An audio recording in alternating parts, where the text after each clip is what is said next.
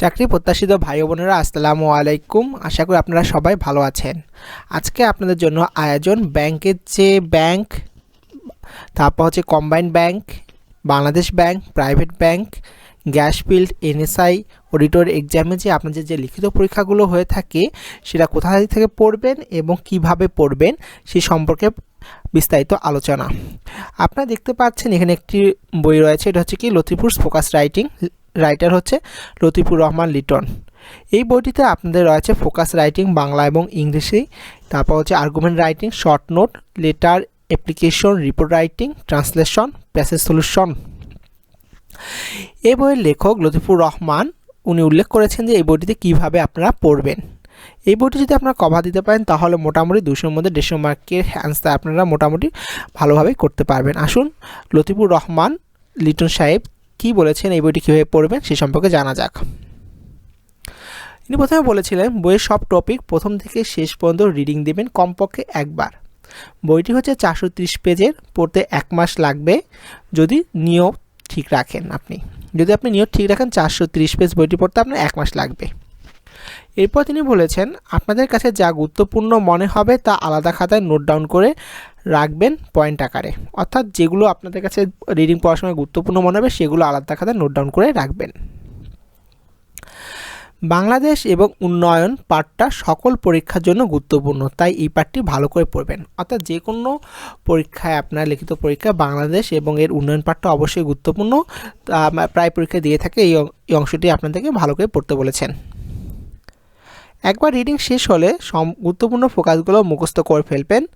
যারা বানিয়ে লিখতে পারেন তারা শুধু মূল পয়েন্টগুলো পড়বেন। অর্থাৎ যদি একবার বইটি রিডিং পড়া হয়ে যায় 440 পেজে 30 পেজের বইটি, তারপর আপনার যে গুরুত্বপূর্ণ ফোকাসগুলো রয়েছে আপনি যেগুলো নোট ডাউন করে রেখেছিলেন পয়েন্ট আকারে সেগুলো মুখস্থ করে ফেলবেন। আর যদি আপনার বানিয়ে লেখার ক্ষমতা থাকে তাহলে শুধু আপনি পয়েন্টগুলো পড়ে যাবেন, মেন যে পয়েন্টগুলো রয়েছে টপিকগুলো। শর্ট নোটগুলো অবশ্যই পড়তে হবে, কারণ বর্তমানে শর্ট নোটগুলো অনেক আসতেছে। লেটার পার্টটা রিডিং দিয়ে নিজে অনুশীলনগুলো লিখে ফেলুন, তা লিখে আমাকেও দেখাতে পারেন। অর্থাৎ উনি বলেছেন লেটার পার্টটা ভালো করে রিডিং দিতে এবং অনুশীলনগুলো করে ফেলতে, এবং তা লিখে ওনাকে আপনার হয় ফেসবুকে বা পার্সোনালি মেল করেও দেখাতে পারেন। অনুবাদ অবশ্যই প্রতিদিন একটি করে করবেন। ভোকাবুলারি অংশ পড়ে তা থেকে ধারণা নিয়ে কমন ওয়ার্ডগুলো মুখস্থ করে ফেলবেন। অর্থাৎ কি যে অনুবাদ পাঠটা রয়েছে এটা আসলে কি কমন পাওয়া বিষয় নয়, এটি আপনার নিয়মিত প্র্যাকটিস করতে হবে এবং ভোকাবুলারি অবশ্যই অংশটা ভালো করে ওয়ার্ডগুলো মুখস্থ করতে হবে। তো যা ভোকাবুলারি ভালো, যে বেশি ভোকাবুলারি জানে সে এই পাঠটিতে অবশ্যই ভালো করবে। আর এই পাঠটি হচ্ছে প্র্যাকটিসের বিষয়।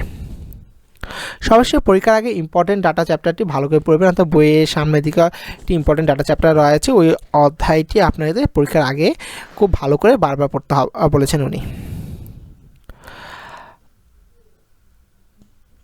তারপর যে প্যাসেজগুলো নিজে উত্তর করার চেষ্টা করবেন, পরে উত্তর মিলিয়ে নেবেন। অর্থাৎ যে প্যাসেজগুলো রয়েছে সেগুলো উত্তর প্রথমেই করার চেষ্টা করুন, তারপর উত্তর উনি মিলে দেখতে বলছে। প্যাসেজগুলো আসলে প্যাসেজগুলো আগে আপনার যখন দিবে আপনার আগে কী করতে হবে, প্রশ্নগুলো পড়তে হবে, প্রশ্নগুলো পড়ে তারপর প্যাসেজে ওই ওয়ার্ডগুলো কোথায় কোথায় আসছে এগুলো মার্ক করে তারপর উত্তরগুলো করতে, আসলে এইভাবে নিয়ম। শেষ কথা একটাই, আমার আশা প্রত্যাশা তখনই পূরণ হবে যখন কেউ নিজে থেকে চাকরি পাওয়ার পর আমার লেখাপড়ে সামান্য উপকার পেয়েছে বলে আমাকে স্মরণ করতে। লিটন সাহেব বলেছেন যে তার আশা প্রত্যাশা তখন পূরণ হবে যখন কেউ চাকরি পাওয়ার পর তা বলবে যে ওনার এই বইটি পড়ে বা লেখাটি পড়ে সামান্য উপকৃত হয়েছিল।